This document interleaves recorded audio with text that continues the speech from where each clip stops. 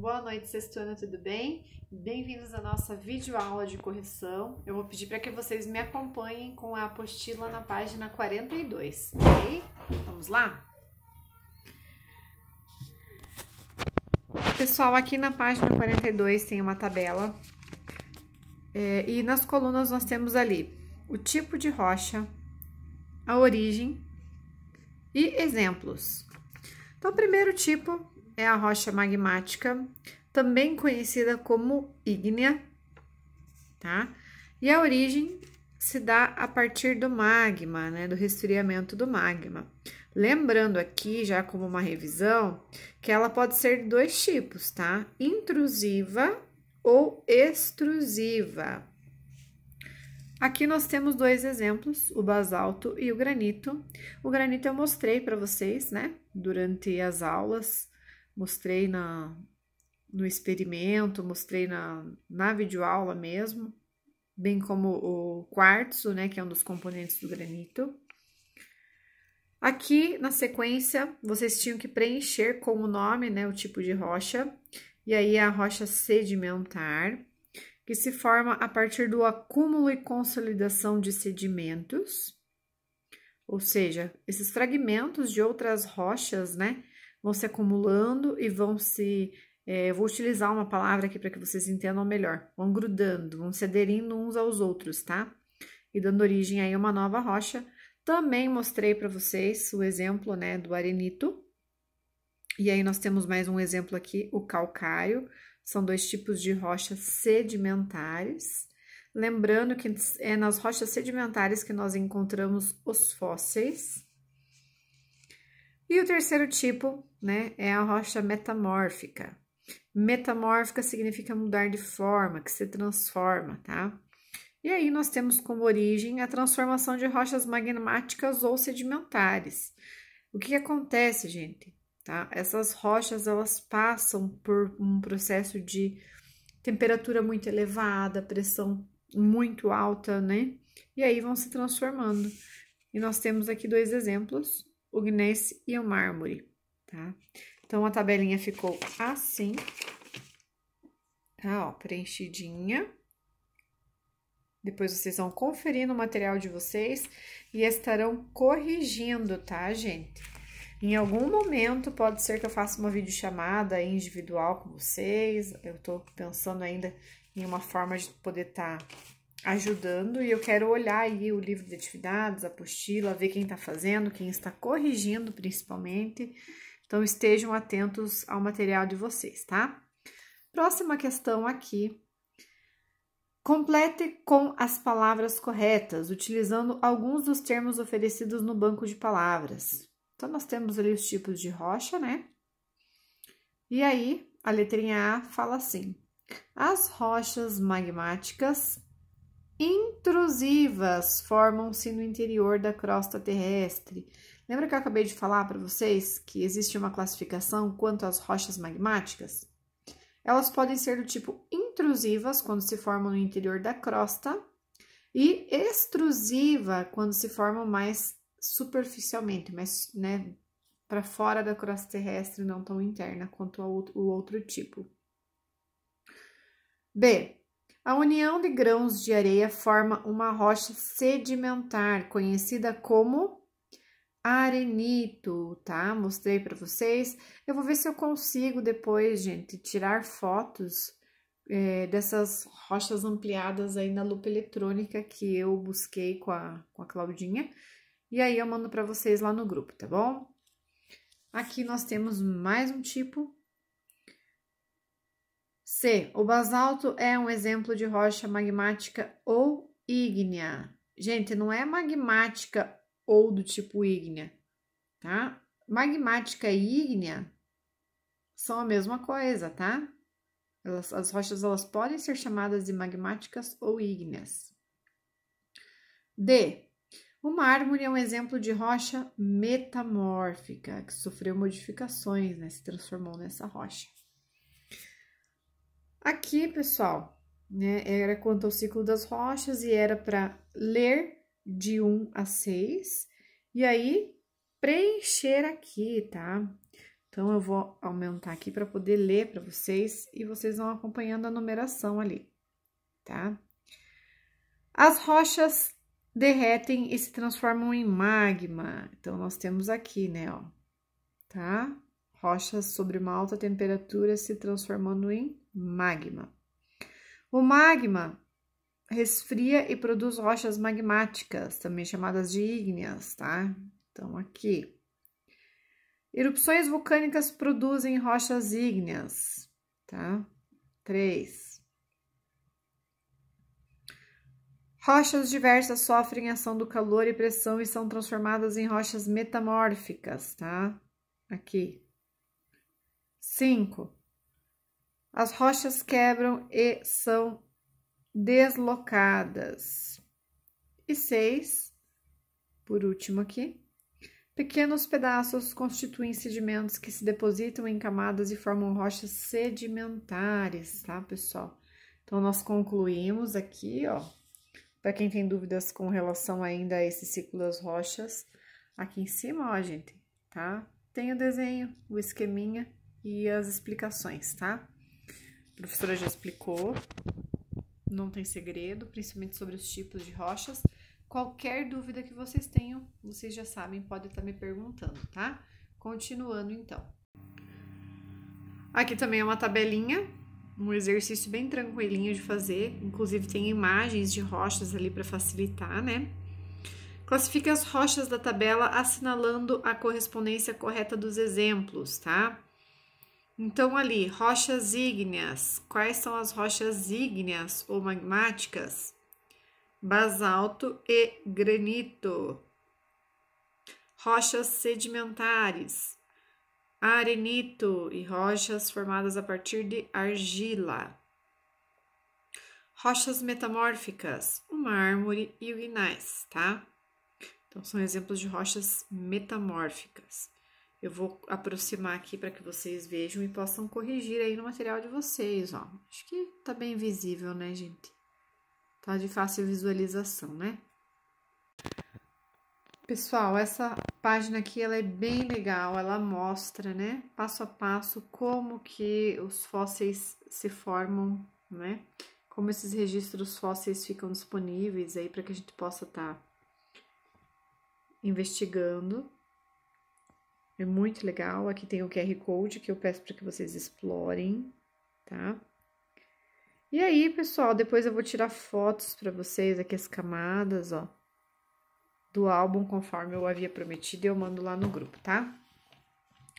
Então, aqui, pessoal, olha só essa imagem. Aqui nós temos os horizontes, tá? As camadas. E o 1 fala assim: a imagem abaixo representa diferentes horizontes do solo de uma determinada região. Observe e responda as perguntas a seguir.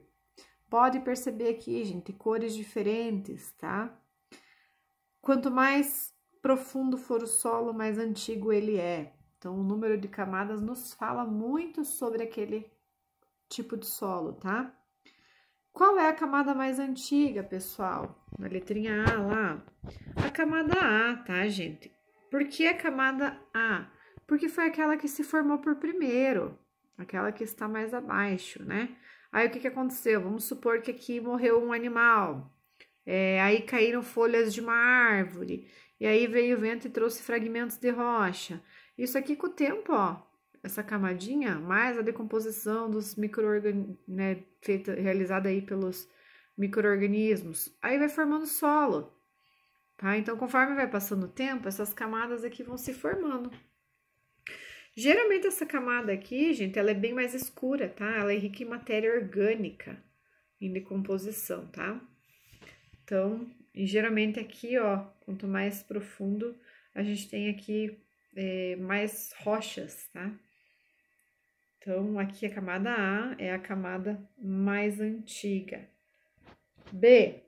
Considerando que a glauconita é um mineral esverdeado, qual das camadas identificadas na foto poderia ser formada por esse mineral? A resposta C, tá? Então, vamos ver lá C, aí, ó. Não é bem verde, mas em relação às outras, né? Ela tem uma cor diferente. C. A glauconita se forma em sedimentos marinhos, rasos e calmos. Considerando essa informação, como poderia ter sido há milhões de anos o local onde os sedimentos se depositaram? Poderia ser, inclusive, um mar, né, gente? Lembra que eu falei que Jaguareíva já foi oceano, né? Então, ali também, provavelmente um mar ou uma região, né? Principalmente com águas mais calmas, mais tranquilas, né? 2. Sobre as rochas, complete as frases de modo a torná-las corretas. A. Os seres humanos pré-históricos usavam rochas para fazer instrumentos que serviam de facas, tá? B. Vestígios de um organismo que viveu há milhares ou milhões de anos recebem o nome de fósseis. Nós temos aqui em Jaguareíva sítio arqueológico, gente, com fósseis. É muito legal, né? Saber que esses seres vivos viveram aí milhões de anos antes de nós, estão ali, né? Realmente as rochas contam histórias. C. A primeira etapa do processo de formação de rochas sedimentares recebe o nome de sedimentação e corresponde ao acúmulo de sedimentos que foram, transportados pela água ou pelo vento. D. O estudo dos fósseis é feito pelos paleontólogos. Pessoal, vou sugerir uma atividadezinha aqui, caso vocês tenham interesse. Para uma das turmas da tarde, uma vez eu fiz uma atividade, eles estavam aprendendo também algo semelhante, e nós falamos sobre os fósseis, e eles, com um biscuit, eles criaram, gente, com um biscuit não, perdão, com um gesso, eles levaram algum objeto, ou folha seca, enfim, algum componente que eles coletaram ali na natureza, e eles fizeram, tá? Um modelinho de fóssil e guardaram aquilo com eles. E aí, alguns alunos aí, depois de muito tempo conversei e eu vi que eles ainda guardavam aquilo, sabe? E eu fiquei bem contente. E o Samuel foi um deles. Então, caso vocês tenham aí biscuit ou gesso, não sei, façam. Peguem algum objeto que vocês gostam, que tem importância para vocês, ou coletem na natureza e façam. Depois eu posso mandar para vocês como vocês podem estar fazendo, tá bom? Mas é bem legal. E aí, gente, aqui na 3 é uma questão de verdadeiro ou falso, né? E vocês precisam corrigir aquelas que estiverem falsas, transformando elas em verdadeiras, tá? Letra A. Os fósseis ajudam a determinar a idade das rochas.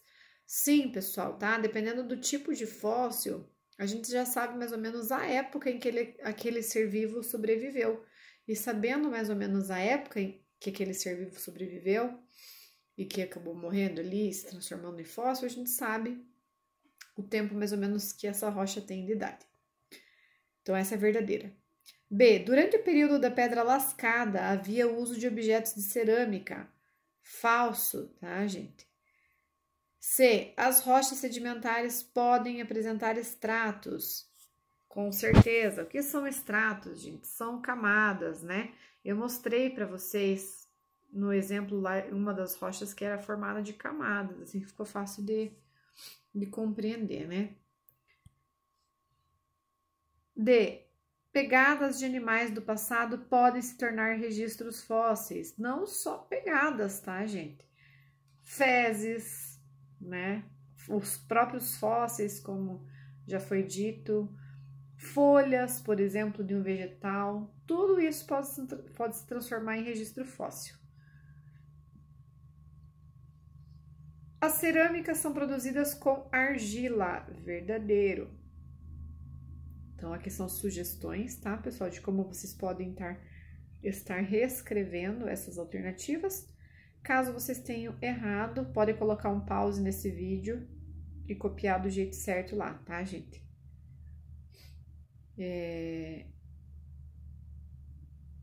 São sugestões. Se você fez algo semelhante a isso e está correto, você pode manter a sua resposta, tá?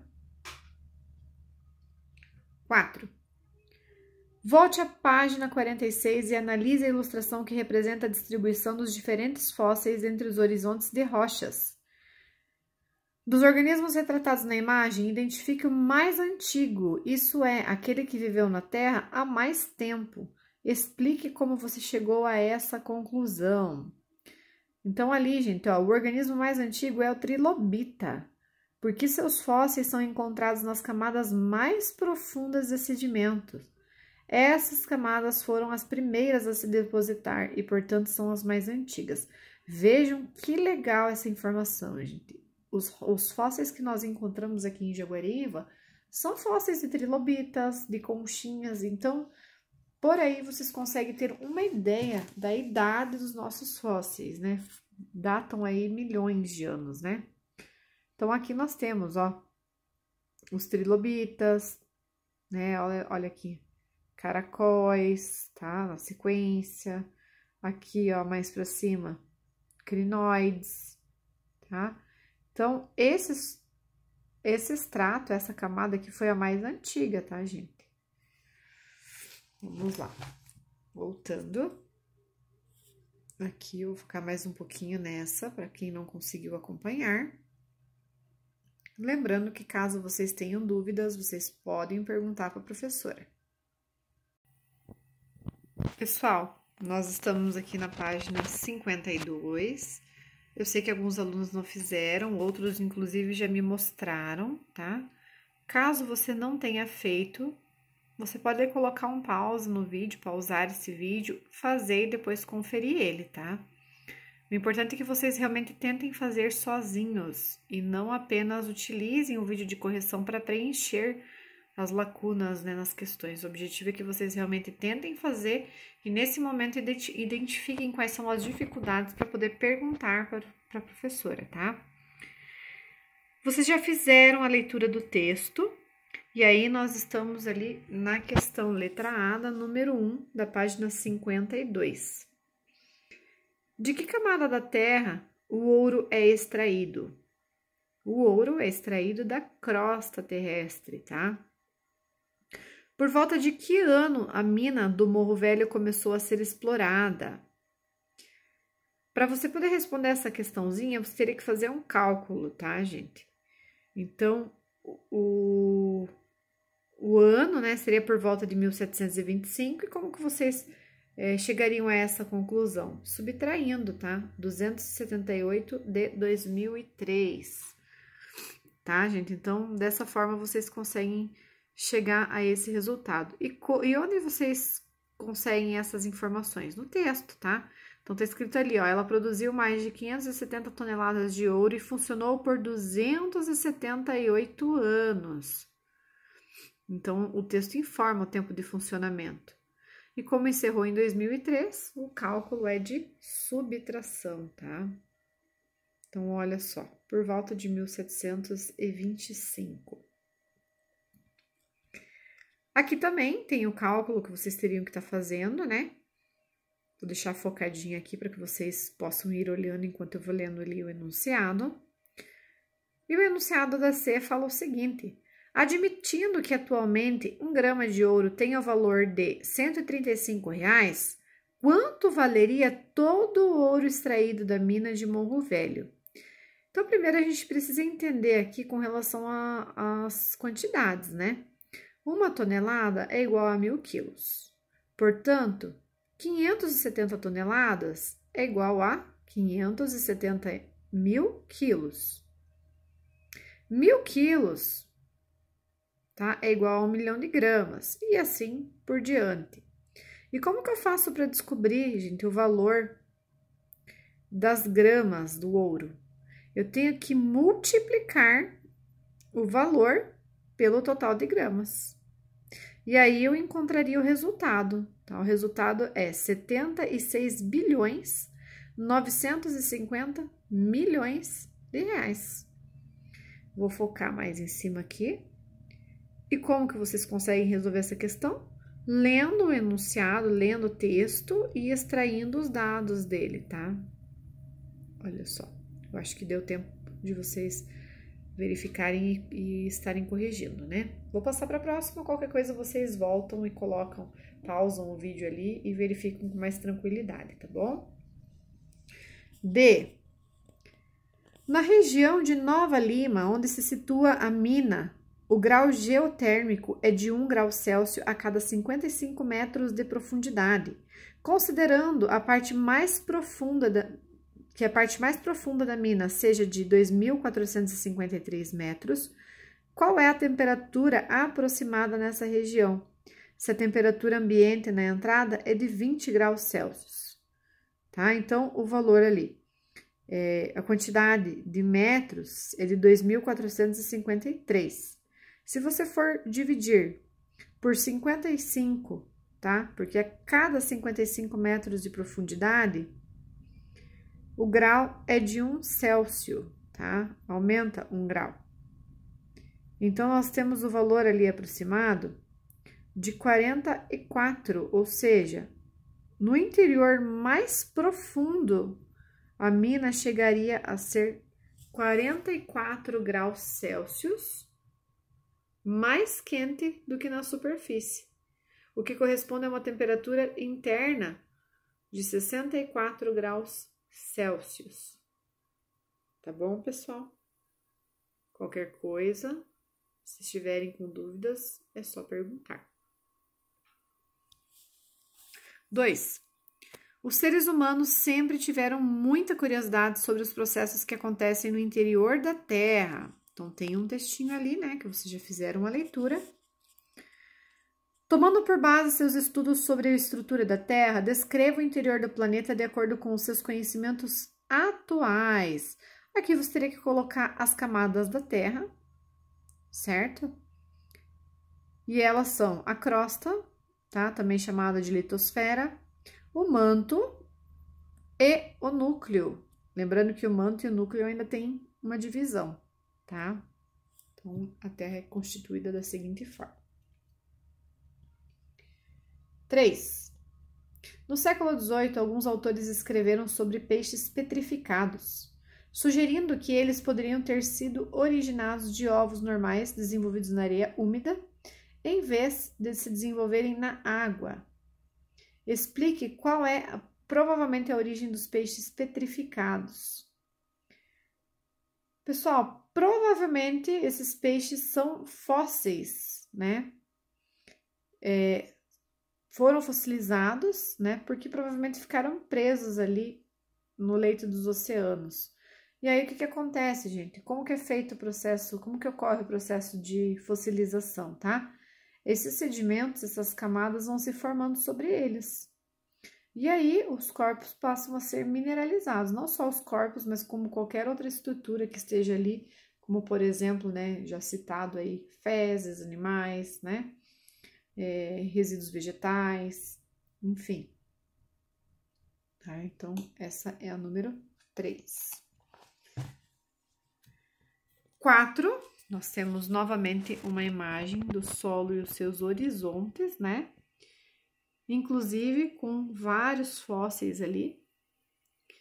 E a letra A diz o seguinte: sabendo que os trilobitas surgiram há cerca de 400 milhões de anos, qual período de tempo pode ser observado nessa representação esquemática?